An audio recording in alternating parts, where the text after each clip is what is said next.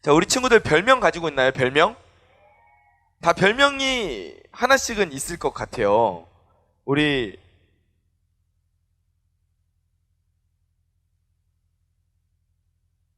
누구한테 물어볼까? 별명이 있겠지? 네. 우리 효원이 별명이 있어요? 아, 잘 모르겠어요. 네. 아마 별명이 있는데 잘 모르나 봐요. 여러분, 별명은 목사님도 별명이 있었어요. 목사님은 지금도 별명이 뭐냐 하면, 목사님은 솔직히 그 별명이 마음에 들진 않아요.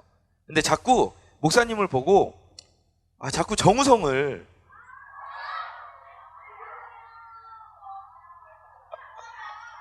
아니 내가 뭐라 그랬어? 나는 정우성을까지밖에 말 안 했어.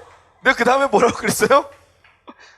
정우성을 닮았다고 하는 사람들이 있었으면 참 좋겠어요. 그죠? 네. 그래서 목사님은 별명이 이름 때문에. 목사님 이름이 뭐예요? 이광석이잖아요. 그런데 목사님이 진짜 한평생 동안 수백 번도 넘게 들었던 그게 뭐냐면은, 그러면은 이광석이면 이름 뜻이 빛나는 돌이에요? 이 이야기를 진짜 어디를 가나 진짜 수백 번도 넘게 한평생 들은 것 같아. 근데 이 자리를 빌어서 여러분들이 또 목사님한테 물어볼까봐 목사님 공식적으로 이야기를 하면, 목사님 이름은 뜻은 클 광해 주석석이에요. 그러니까 빛나는 돌이 아니라 큰 주석. 네. 이 주석도 돌 아니에요? 여러분, 주석 아닙니다. 그 왜 있잖아요. 왜 김일성 주석 막 이런 주석 있잖아요. 그런 주석석이에요. 네. 돌 주석이 아닙니다. 그래서 저한테 빛나는 돌이냐고 자꾸 물어보지 마세요. 네. 오늘 이 자리를 빌어서 다시 한번 말씀을 드릴게요. 제 별명은 그래서 빛나는 돌이었어요. 빛나는 돌. 네. 빛돌이. 네. 빛돌이가 제 별명이었는데, 아마 또 요즘에는 별명이 바뀌었죠. 정우성으로. 네. 지금 가희가 너무 놀랐어요. 네. 가희가 엄청 놀랐는데, 근데 여러분, 별명은 이유 없이 만들어지는 별명은 없는 것 같아요. 그죠? 네. 이유 없이 만들어지는 별명은 없어요. 그 사람의 성격이나 외모, 하다못해 이름에서라도 그 별명이 만들어지는 이유가 있어요. 그러다 보니까 별명을 통해서 그 사람이 어떤 사람인가를 알게 되는 경우도 있죠. 오늘 말씀 속에서도 별명을 통해서 한 사람의 삶이 보여지는 경우가 있었어요. 그 사람의 별명이 바로 누구였냐 하면, 저를 따라해 보세요. 바나바였어요. 바나바. 여러분, 바나바가 본명이 아니에요. 바나바는 본명이 아니에요. 여러분, 바나바가 본명으로 알고 있었던 친구들도 있죠. 근데 바나바는 본명이 아니에요. 바나바의 본명은 뭐냐면은 요셉이에요. 요셉. 우리 함께 사도행전 4장 36절 말씀 함께 읽어볼까요? 사도행전 4장 36절 시작. 구브로에서 난 레이족 사람이 있으니 이름은 요셉이라. 사도들이 일컬어 바나바라. 번역하면 위로의 아들이라 하니. 아멘. 원래 이름이 요셉인데 그 요셉의 별명이 바나바라는 거예요. 바나바는 오늘 말씀을 보니까 어떤 뜻을 가지고 있어요? 위로의 아들이라는 뜻을 가지고 있었어요. 이 위로의 아들이라는 단어는 어디에서 나온 단어냐 하면은, 따라해 봅시다. 성령님에서 나온 단어가 이 위로의 아들이에요. 그러니까 이 바나바는 어떤 뜻도 가지고 있냐 하면은 위로의 아들이라는 뜻도 있지만, 그와 동시에 성령님 같은 사람이라는 뜻도 가지고 있는 거예요. 성령님 같은 사람. 우리 고등부에도 성령이가 있죠. 성령이가 있는데 이름만 성령이가 아니라 그 사람의 성품을 보니까, 그 사람의 삶을 보니까, 이야, 저 사람 진짜 성령님 같은 사람이다. 그래서 그 사람을 보고 사도들이 요셉을 보고 그래서 바나바라고 부르기 시작했던 거예요. 아멘. 네, 좋습니다. 이제 편안하게. 네.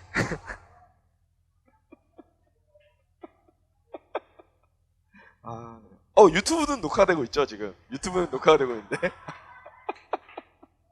네.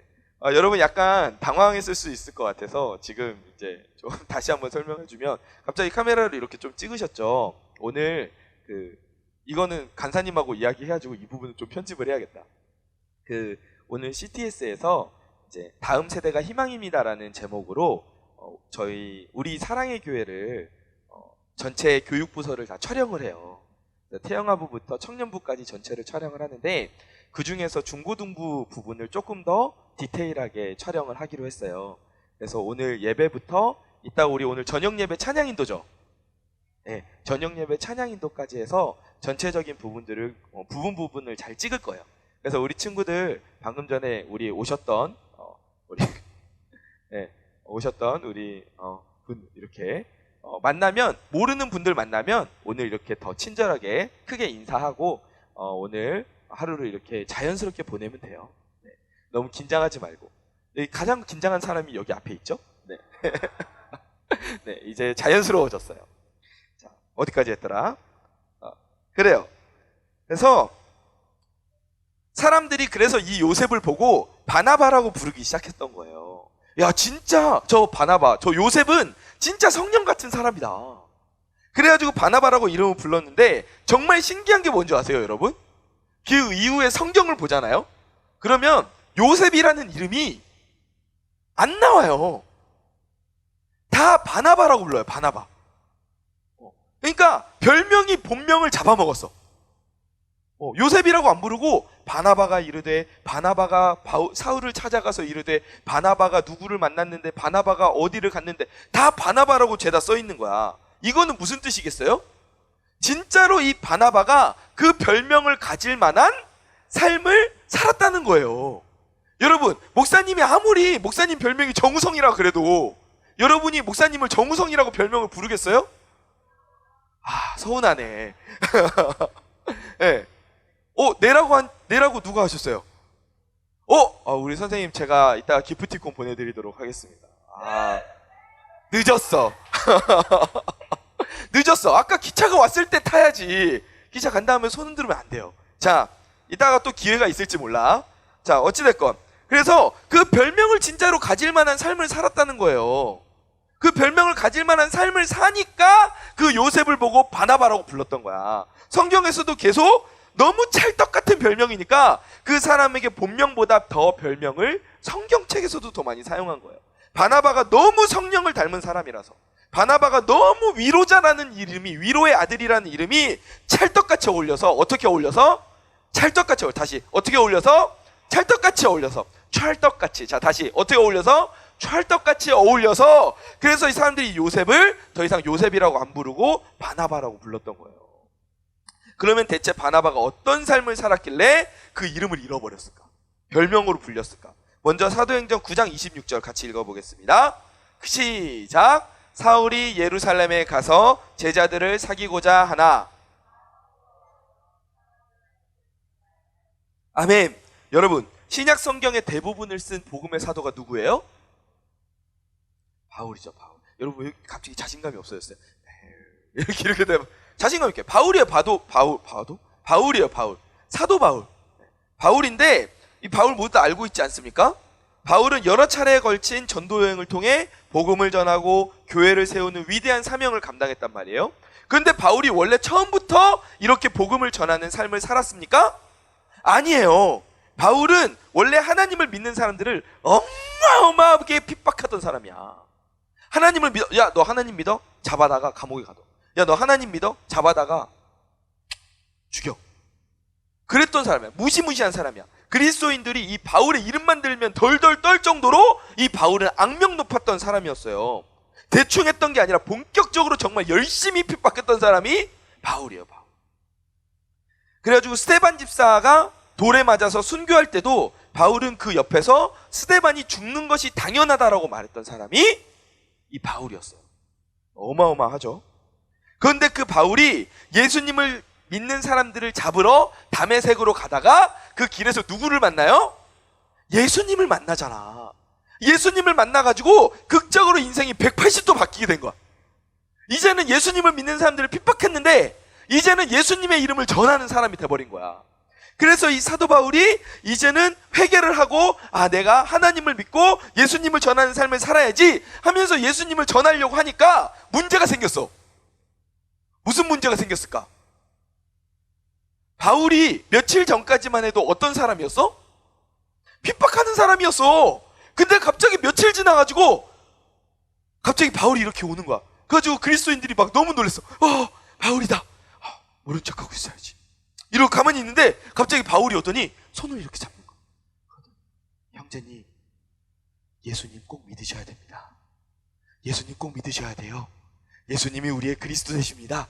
할렐루야. 막 이러는 거야. 사람이 갑자기 그 바울이 그러니까 사람들이 어땠겠어? 막 아멘 그랬겠어? 당황스럽지. 그러면서 어떻게 생각했겠어? 이거 바울이 새로운 전략이구나. 바울이 지금까지는 대놓고 그리스도인들 잡아서 핍박해. 너 그리스도인이야! 강제로 잡아가는 게 바울의 전략이었는데, 이제는 그렇게 잡힐 만한 사람들 다 잡혔으니까 이제는 거짓말로 이렇게 와가지고 마치 하나님을 믿는 것처럼 방심하게 만들었다가 나를 이렇게 덜컥 이렇게 물어가지고 나를 감옥에 가두려고 이 바울이 지금 전략을 짜가지고 그렇게 오는구나, 이렇게 생각을 했던 거야. 그래서 사람들이 바울이 아무리 복음을 전해도 바울이 그 말하는 걸 믿어주질 않는 거야. 제가 회개했어요. 여러분, 제가 진짜로 예수님을 믿는다니까요. 그 말을 아무도 안 믿어. 심지어 예수님의 제자였던 사도들도 안 믿어. 그러니까 이 바울이 진짜 너무너무 답답한 거야. 자기가 또 지은 그 과거가 있으니까 어떻게 하지는 못하고 너무너무 답답한 가운데에서 이 바울이 있었던 거예요. 그런데 그 바울을 응원해주고 그 바울을 지지해줬던 사람이 있었는데, 그 사람의 이름이 누구다? 바나바였던 거예요. 바나바. 사도행전 9장 27절 같이 읽어보겠습니다. 시작. 바나바가 데리고 사도들에게 가서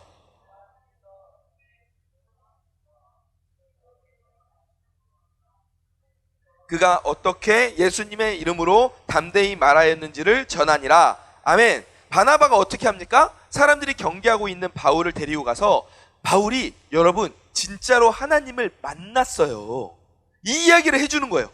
이렇게 바나바가 보증을 해줍니다. 당시 위로의 사람이라고 불리던 바나바예요. 그쵸?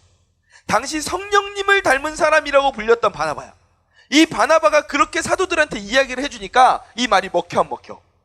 먹히는 거야.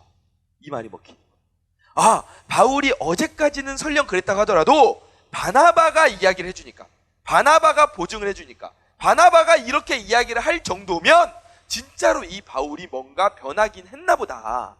사람들이 그때부터 그렇게 생각을 하는 거예요. 그때부터 바울을 믿어주기 시작한 거예요. 그래서 사도들과 함께 사역을 시작하게 된 거예요.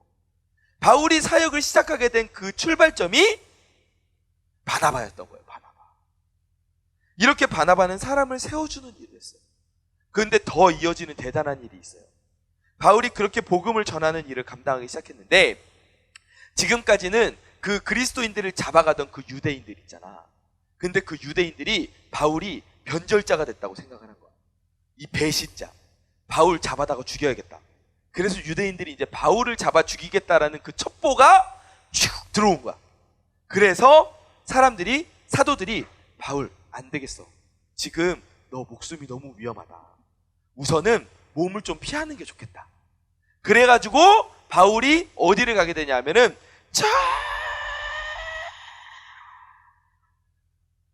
작은 시골인 다소로 바울을 보내요. 다이소가 아닙니다, 여러분. 다이소가 아니라 다소로 보내요. 다소로 보내요. 다소로. 이제 바울은 그곳에서 몸을 숨기고 지낼 수밖에 없게 된 거예요. 그런데 그때 그 몸을 숨기고 있었던 바울, 그렇게 시골에서 이제 내가 복음을 좀 전할 수 있겠구나, 이제 내가 하나님 일을 좀 감당할 수 있겠구나, 이제 내가 회개하고 돌이키고 하나님 일을 할 수가 있어 라고 생각했던 그 바울이 시골에 그렇게 몸을 숨기고 있는데, 그 바울을 누가 찾아가요? 바나바가 찾아간 거예요. 그래서 오늘 본문 25절을 함께 읽어보겠습니다. 시작. 바나바가 사울을 찾으러 다소에 가서. 바나바가 사울을 찾아갑니다. 그리고 이렇게 말해요. 바울, 내가 지금 안디옥이라는 곳으로 나는 갈 거야. 그런데 그 안디옥이라는 곳이 지금 복음이 전해진 지 얼마 안 돼가지고 거기서 사람들이 막 모여서 이제 하나님의 말씀을 막 듣고 싶어 하나 봐. 그래서 예루살렘 교회에서 나를 안디옥으로 파송했어. 안디옥에 가서 그 사람들을 하나님의 말씀으로 가르쳐 달라고 부탁을 받았어. 이렇게 설명을 하는 거야. 그리고 나서 이어서 말해요. 바울, 나는 바울, 네가 나와 함께 가서 안디옥에서 사역을 좀 같이 해줬으면 좋겠어. 여러분, 이 말이 대단하게 들려요? 아니면 그냥 그럴 수 있다고 들려요? 솔직히 말해서 우리는 바울이 어떠한 일을 했는지를 알잖아. 전체 이야기를 다 알고 나서 이걸 보니까 바나바가 바울에게 가서 같이 사역을 합시다라고 제의를 했던 게 그러면은 당연히 바나바가 이득을 보는 거 아니야? 이렇게 생각할 수 있잖아요. 그렇죠? 바울이 더 대단한 일들을 많이 했는데 그러면은 바나바가 당연히 찾아가가지고 바울 제발 나랑 같이 사역해줘. 같이 우리 가서 사역하자. 뭐 이렇게 간청을 해야 된다고 생각해 들지 않아요? 그런데 그 당시의 상황은 완전히 거꾸로였어.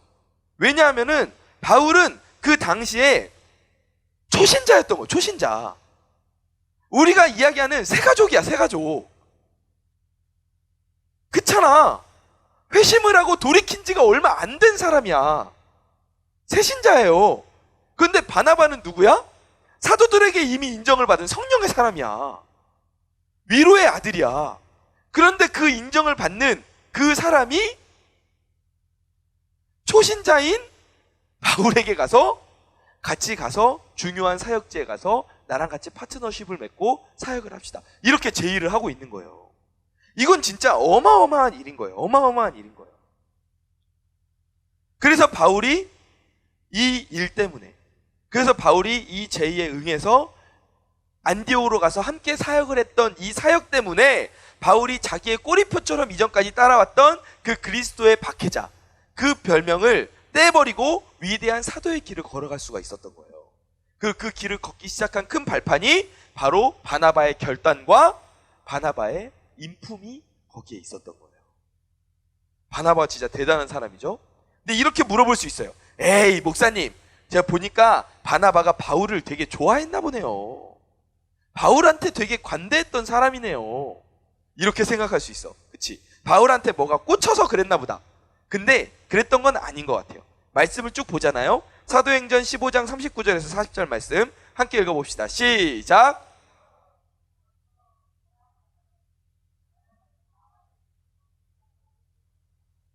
바울은 신라를 택한 후에 형제들에게 주의 은혜에 부탁함을 받고 떠나. 아멘. 보면 바울과 바나바가 어떻게 했다고? 다퉜어. 서로 다퉜어. 그래서 서로 다른 경로로 전도 여행을 떠나게 됐어요. 그런데 이때 서로 다투게 됐던 이유가 마가라는 사람 때문이에요. 마가. 이 마가가 사실 이전에 바울한테 찍혔던 사람이야. 바울에게 찍혔어. 왜 찍혔냐 하면은 1차 전도 여행을 같이 이렇게 하고 있었는데 마가가 원래 그 살아온 환경이 그렇게 어려운 환경에서 살았던 사람이 아니었어요. 근데 그 전도 여행이 너무 배도 고프고 그리고 전도 여행이 쉽지가 않잖아. 그래서 그 일을 감당하다가 중간에 마가가 말도 안 하고 도망쳐 버렸어. 예루살렘으로. 다시 집으로 가버렸어. 그래가지고 이 바울이 화가 머리끝까지 난 거야. 이 마가 이러면서 막 화가 너무너무 많이 난 거야. 그래가지고 다시는 내가 마가랑 같이 전도여행을 가면 내가 바울이 아니라 내가 바보다 막 이러면서 막 이렇게 막 화가 난 거야. 막. 그래가지고 이제 그렇게 돌아와서 2차 전도여행을 가야 될 때가 됐는데 이제 마가를 다시 또 데리고 가자는 거야. 바나바가. 그래서 바울이 안 된다고. 야, 바나바 생각해보라고. 이 마가 1차 전도여행 데리고 갔다가 중간에 도망쳐서 왔는데 2차 전도여행 때 가가지고 또 그렇게 안 한다는 보장이 있냐고. 나는 못 간다고. 같이 못 간다고. 그렇게 이야기를 한 거야. 근데 바나바가 끝까지 마가를 보면서 한 번 더 믿어주자. 한 번 더 믿어주자. 마가 잘할 수 있다. 좋은 친구다. 이렇게 계속 이야기를 한 거야. 그래서 결국 의견차가 생겨서 두 번째 전도 여행은 바울은 신라를 데리고 떠나고 그 다음에 바나바는 마가랑 같이 다른 곳으로 여행을 떠났던 거예요.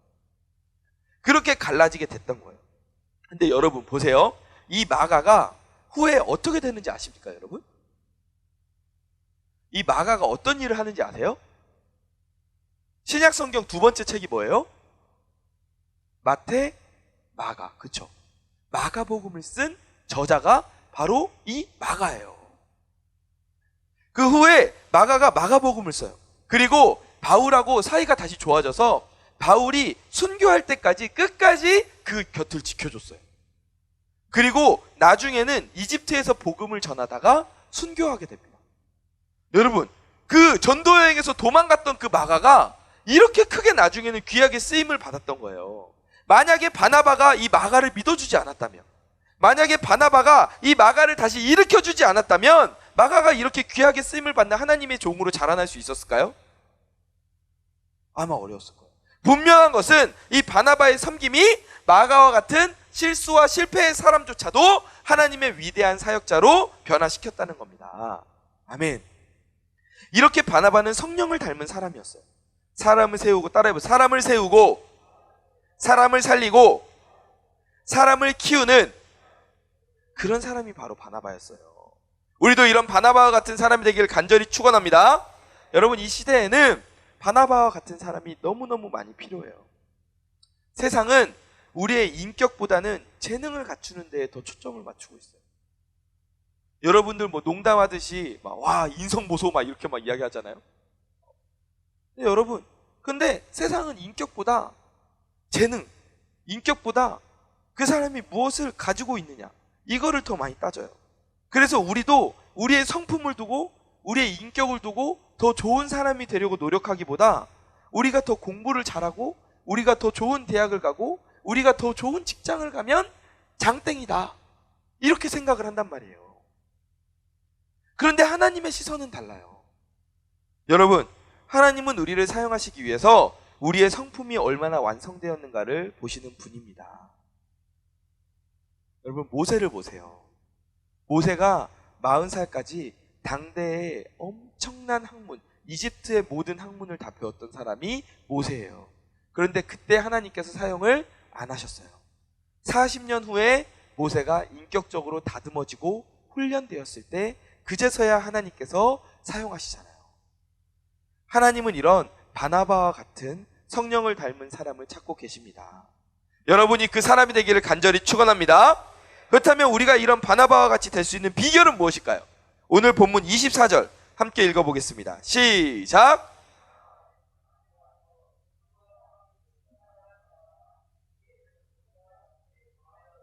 아멘. 바나바는 어떤 사람이었다고 말합니까? 착한 사람이었다고 말해요. 근데 여기서 착한 사람이라고 그러면 어떤 사람이 착한 사람이지? 어떤 사람이 착한 사람 같아요? 이렇게 길 가다가 누가 어깨를 이렇게 이렇게 부딪혔어. 어깨를 이렇게 누가 팍 부딪히고 갔어.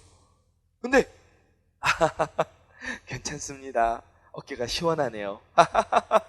이러면서 가는 사람이 착한 사람인가? 뭔가 착한 사람 같아, 그치? 그리고 막 이렇게 가다가 지갑을 이렇게 들고 가는데 갑자기 저 구석에서 누가 오토바이를 딱 우웅 오더니 지갑을 소매치기 해도 팍 이렇게 낚아채 가지고 도망가는 거야. 근데 그걸 보고 도둑 맞은 사람이 저분이 정말 급하게 돈이 필요하셨나 보다. 나보다는 저 사람에게 더 필요한 지갑이니 하나님이 저 사람에게 사용하게 하시겠지. 이 사람이 착한 사람인가? 왠지 그런 사람이 착한 사람처럼 느껴져요. 그죠? 근데 성경이 말하는 착한 사람은 달라. 성경이 말하는 착한 사람은 어떤 사람이냐면은 아까 말씀 다시 띄워주세요. 바나바는 착한 사람이요, 그 뒤에 뭐가 붙었어요? 성령과 믿음이 충만한 사람이라. 아멘. 이 착한 사람이라는 말과 성령과 믿음이 충만한 사람이라는 말은 같은 말이에요. 같은 말. 그러니까 우리가 착한 사람이 된다는 건 뭐예요? 성령과 믿음이 충만해진다. 성령과 믿음이 충만해지는 건 어떤 사람이다? 저를 한번 따라해 보세요. 성경이 말하는 착한 사람은 예수님을 닮은 사람이다. 아멘. 우리 친구들 모두가 예수님을 닮은 사람이 되기를 간절히 축원합니다. 예수님을 닮은 사람은 어떤 사람이에요? 우리가 흔히 보는 예수님 그림처럼 머리 길어가지고 웨이브 파마하고 그 다음에 수염 길면 예수님을 닮은 겁니까? 예수님을 외모로 닮는 게 예수님을 닮는 거예요? 아니에요. 진짜 예수님을 닮은 사람은 나의 모든 인생이 성령님의 다스림을 받는 성령 충만한 사람이 바로 예수님을 닮은 사람인 겁니다. 하나님을 믿는 믿음이 충만한 사람이 바로 예수님을 닮은 사람이에요. 갈라디아서 2장 20절 말씀 같이 한번 봅시다. 시작. 내가 그리스도와 함께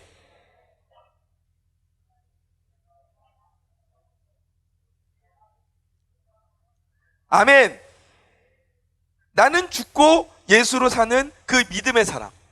내 안에 나는 죽고 말씀과 같이 나는 죽고 예수님이 사는 그 사람이 바로 믿음의 사람, 예수님을 닮아가는 그 사람이 되는 거예요. 그 사람이 바로 바나바처럼 다른 사람들의 영혼을 춤추게 하는 그 사람이 될 수 있는 겁니다. 그 사람이 걸어다니는 행복한 군정이 되는 거예요. 그 사람이 바로 참된 그리스도인이라고 불릴 수 있는 거예요. 여러분, 근데 우리는 어떻게 살고 있어요? 여러분, 어떻게 살고 있나요? 우리 삶의 자리에서, 가정에서, 학교에서 어떤 모습으로 살고 있어요?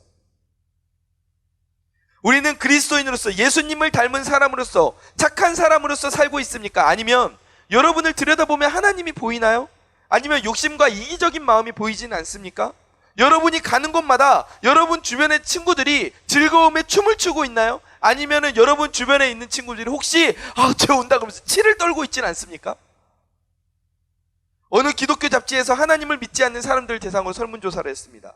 하나님을 믿는 사람들이 어떤 이미지를 가지고 있는가? 그 질문의 31%가 가장 많은 대답이었는데 31%가 뭐라고 대답했을 것 같아요?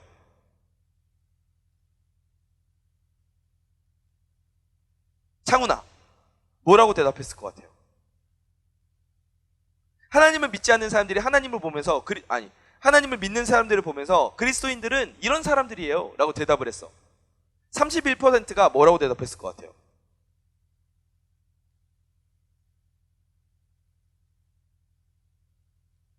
이기적이다요. 정답이에요. 여러분, 31%가 이기적이라고 대답했어요. 그리고 30%가 비인격적이라고 말했어요. 그리고 17%가 위선적이라고 말했어요. 그리고 16%가 오직 딱 16%가 인격적이라고 대답했어요. 100명 중에 16명만 그리스도인들이 인격적이다라고 대답했어요.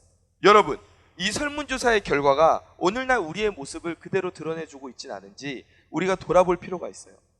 우리나라의 교회가 이렇게 많은데, 지금 이 자리에 모인 우리 친구들이 이렇게 많은데, 하나님을 믿는 자녀들이 이렇게 많은데 우리가 예수님을 삶을 통해 보여주는 그 정도가, 그 지수가 너무 낮지는 않은가 돌이켜볼 필요가 있어요. 우리가 이 문제를 다른 누군가를 탓할 게 아니에요. 쟤는 무슨 교회 다니면서 저렇게, 그걸 탓할 게 아니에요. 바로 나부터 돌아봐야 되는 거예요. 우리가 교회에서 예배를 잘 드리는 것도 중요해요. 이곳에 모여서 하나님을 찬양하고 하나님을 예배하고 기도하는 것도 중요합니다.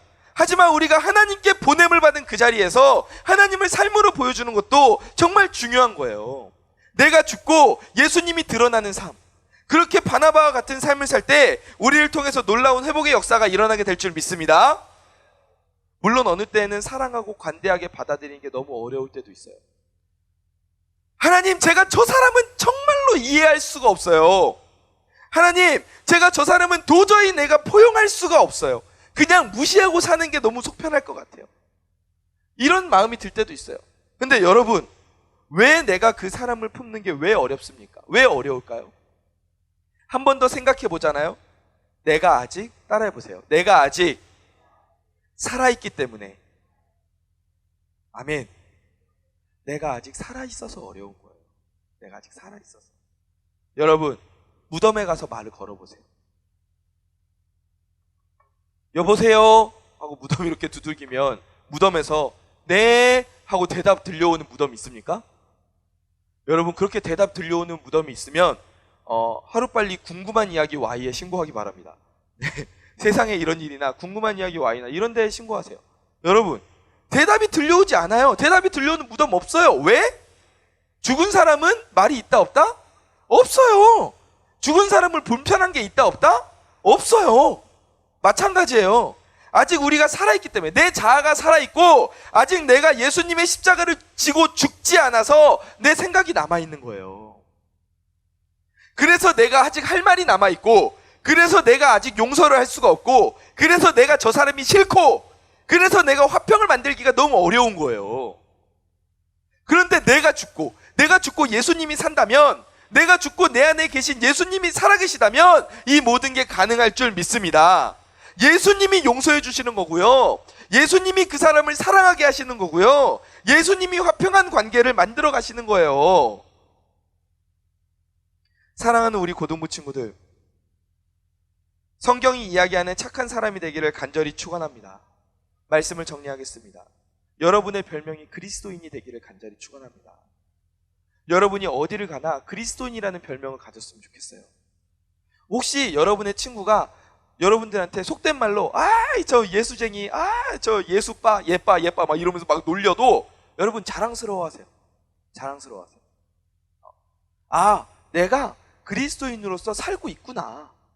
그래서 쟤네들이 나를 그렇게 그리스도인으로 보고 있구나. 더 내가 그리스도인으로 살기 위해 노력하세요.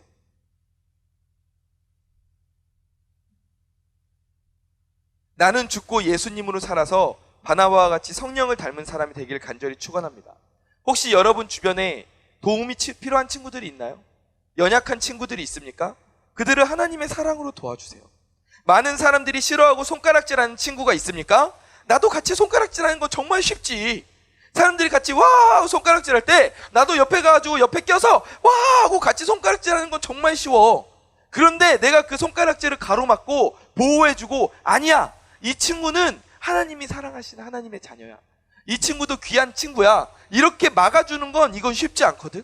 그런데 우리가 바로 그 사람이 되기를 원합니다.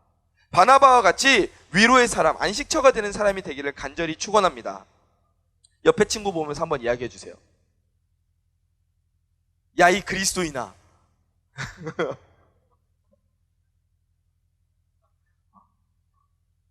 다시 한번 이야기해 보세요.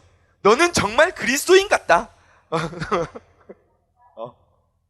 한 번만 더 해봅시다. 아이고 그리스도인. 여러분, 우리가 이런 별명을 가지게 되기를 간절히 축원합니다. 그래서 야, 쟤 이름이 뭐야? 이렇게 물어봤을 때 바나바처럼, 바나바도 저 사람 이름이 뭐예요? 했을 때 요셉이에요 한 게 아니라 저 사람 바나바예요, 위로의 아들이에요, 이렇게 말했던 것처럼 우리도 저 친구 누구야? 이름이 뭐야? 야, 저 친구 예수님 완전 대박으로 믿는 친구야, 쟤 진짜 그리스도인이야, 이런 말이 먼저 나올 수 있는 그런 저와 우리 친구들이 되기를 주님의 이름으로 간절히 축원합니다. 그렇게 살게 될 줄 믿습니다.